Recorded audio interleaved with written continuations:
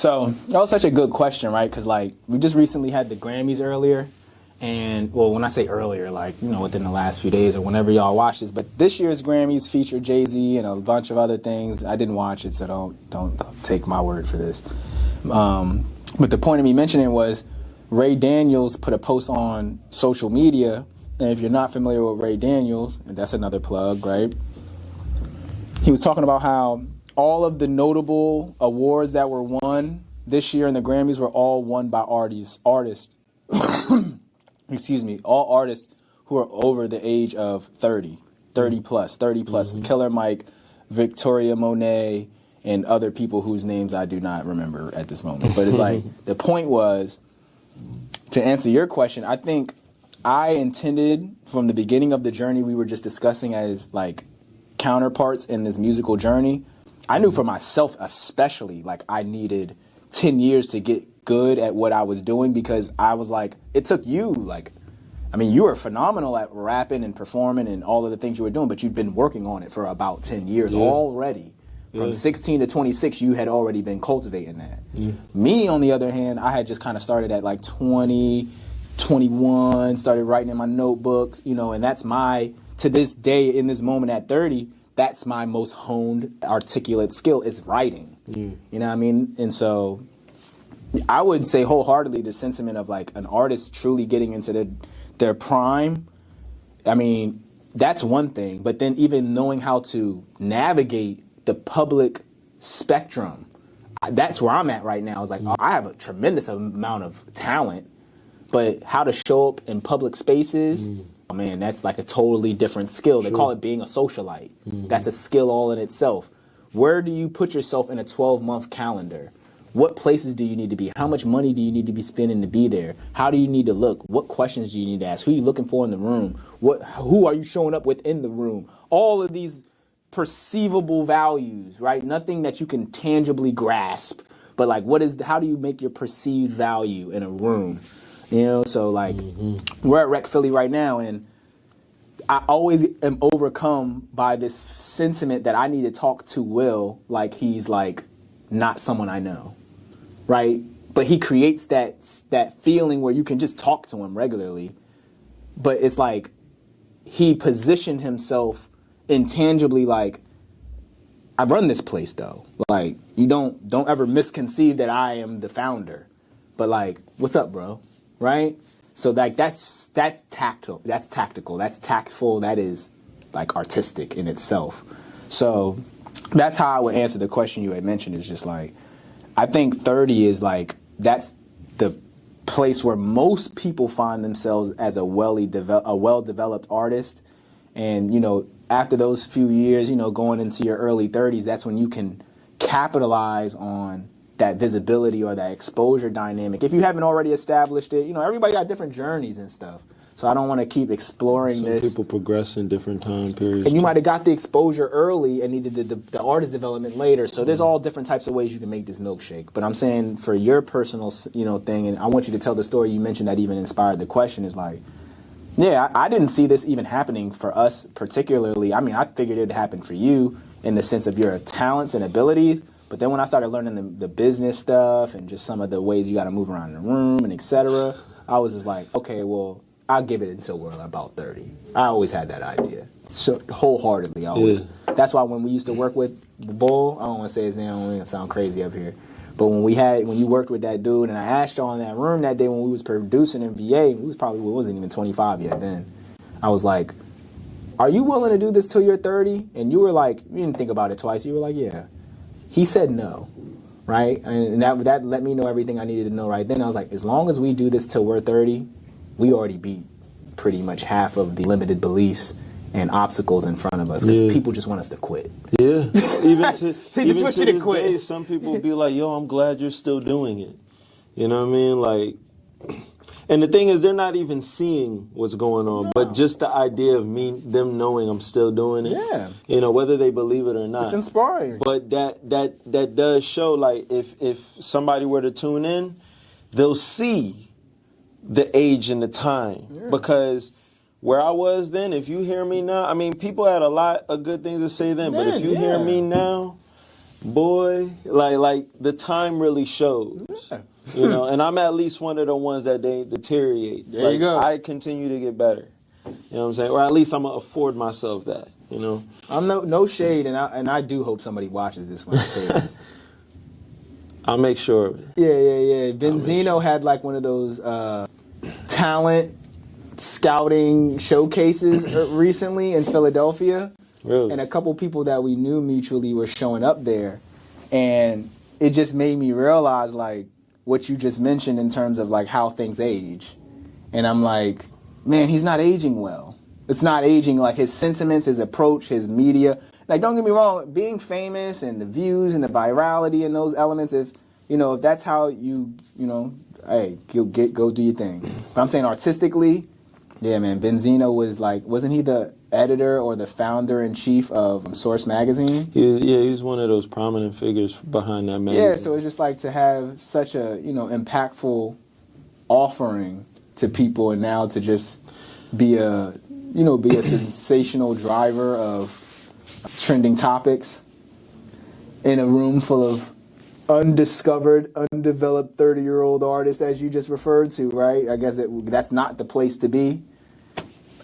I would say that he either knows something that we don't, or he's equally in a bad space, right? Well, yeah, man. I mean, if anything, I feel like one thing we've noticed over time is seeing the legacies of some of these acts and how they aged. And I mean, everybody get their little fun in, and, then maybe things just go to where it is. But I mean, one thing for me, one thing that I've even grown more accustomed to is I'm not going to partake in things just because it got a name, or, depending on the bag and the situation. Yeah. But that's not what it's about for me. Like, if I can't respect the individual or what is being surrounded in it, I don't even want it. Yeah. Like, I don't care. I mean, and that even predated back then, where it's like, I never really see myself as a person that would perform in clubs or this and that. I mean, unless there was a crowd that really enjoyed the music for it and stuff like that I was doing. But I never saw myself making music for that, to where it would compel those arenas. But I would never want to do something outside of myself just for the sake of a look. Or because I'll never forget when my cousin told me, where he's like, well, what if Soulja Boy would buy a beat from you or want to do something for you? And I'm like, bro, like, if I don't respect that, I don't give a fuck about the price tag. The fuck really felt really necessary to say just now. Yeah. But like, I don't really care about that. Like, I mean, I'm one of them ones that don't care about that. I know some people, it doesn't even have to touch their soul or taint it if they did choose to do that. But for me, I don't feel right having association or my name tagged along something that I don't respect just for a look or something. Like, as the creative I am, that affects my soul. That affects my soul. Even just like you said, it tarnishes you internally. Because I got to live with that. Yeah, and it'll tarnish your legacy too. Mm-hmm. Just to think, like, I mean, granted, some people can move past like old hiccups or things that they did. But you got to always think, too, that that's going to be part of your resume. And then some people might just know you for that. For all you know, you could blow up off that, but then nothing else goes. And then now you're going to be remembered for that. You know who I thought of when you said that? Chris Brown. What you mean? That's how some people were introduced to Chris Brown. Oh, you talking about the sitch with old girl? And still this day, some people... They never let him go. And the thing, like, that was a horrid situation. And to this day, I'll say this on here, transparent. I mean, not exactly what was done, but goddamn, I remember, like, I even played around with that idea. Like, not that, but I mean, like, I mocked that scenario. Yeah. And there's like I played with that scenario, like just mocking that whole scenario. And like, that's just me admitting and accounting for like that's so corny. Like, but just the idea that people won't let that go. Granted, it was a horrid situation, but come on now, like, even if that party can forgive that, why can't people forgive that? And that goes to show the humanity and the society of what people want to construct for people. Like, people are so gassed behind the negativity of people. They just want to keep seeing you on the bottom because they're not where you are. And that's why I'm 10 toes in on being a developed person and being a creative, because if you make a mistake, that's what's gonna get notarized. You know what I mean? And that's what people gonna know you for. So that's why this space is what it is, so that people can preserve a high quality image of themselves, and something you can share with your parents, share with your aunt. You know what I mean? Share with people who you would like to be respectable amongst your peers. You could send it in, to qualify you for like a sweepstake. Like, I try to put that in perspective when I'm creating this platform. Like, how do I improve the image of my constituents and associates, instead of using, like you said, those moments that might be negative or salacious to try to, reap unnecessary rewards from just the attention span of how people like to preoccupy themselves. Like, all entertainment, I get it, it's entertainment, but then when, like you said, real people's lives be affected. And I've only brought up the Chris Brown thing just simply because what you said. You know what I mean? He's been forgiven by Rihanna and stuff like that, but people won't let it go. Same thing with Benzeno. Is like, he put himself in that position where people don't take him seriously as an individual or an artist. Mind you, a lot of his sentiments, points of views, and ideas are actually intended for good. It's not like he's a bad guy, but like, I don't know what he knows, but from what I've witnessed, he just hasn't presented that well, and I think that a lot has to do with the industry's demand of us as creatives. So that's why I respect you, because you never, like you said, you never let it just tug on you and make you do something that you wouldn't want to stand in front of or show your peoples and all of that. I want to say, like, to the core of it all, man, like, even a lot of what we spoke on earlier, like, I just come to realize, like, I've always been weird in many ways, but there's been some parts of myself that I can't get back. I can't take back. And it was during times where I either sought attention or didn't know certain parts of myself. And like, the thing is, people are going to remember what they want to remember you by. True. You can't control that no more. Even this weird-ass cancel culture we're in. But like, and I say that because, like, even what even got us into that convo about Chris Brown, like, and honestly, we don't even got to keep that in there, what I said. Because I ain't even need to say that. But it brought in something deeper that, because I really started to think about that. Because that's one of them things, like, it's such a little whatever moment, but when I think about the core where it came from, yeah, that was really trashing me. And well, fuck the camera. I'm just telling you this. Yeah. But like, no, because I'll never forget. It was like when I was in college, like, this was around the time I was just being the very boisterous, want to be funny. Yeah, I know what you're saying. Yeah, because I was very influenced by certain people at the time. And it was still parts of me not knowing who I was yet. Yeah.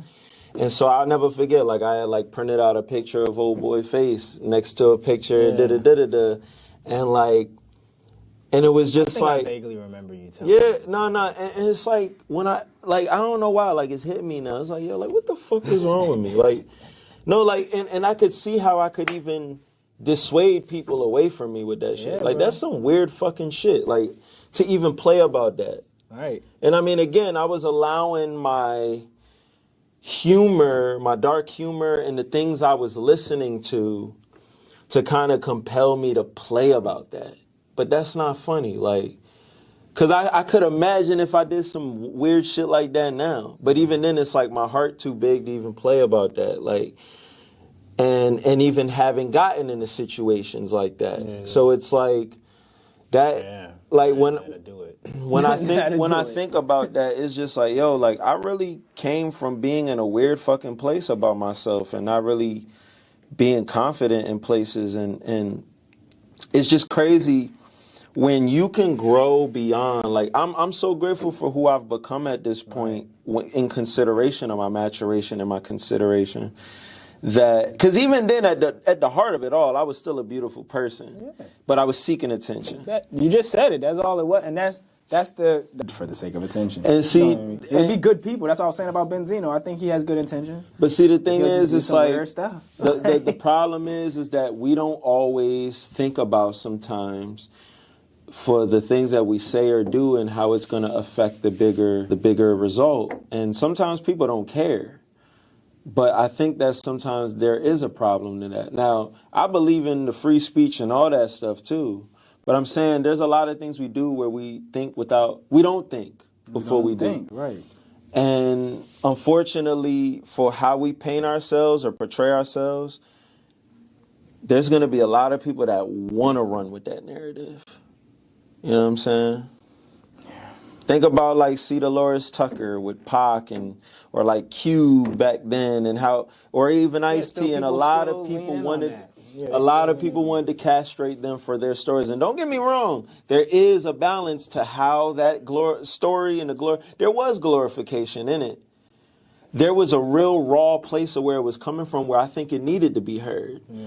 However, there was a certain level of conveying an implication that thus deterred and obstructed a certain like lifestyle that then eventually poured into and inspired.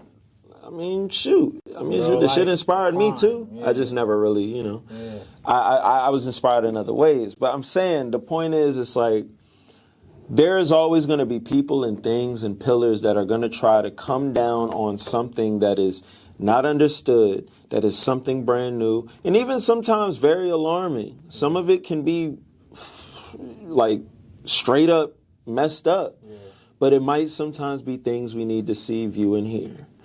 And sometimes, I mean, especially in today's day and age, we sensitive as hell.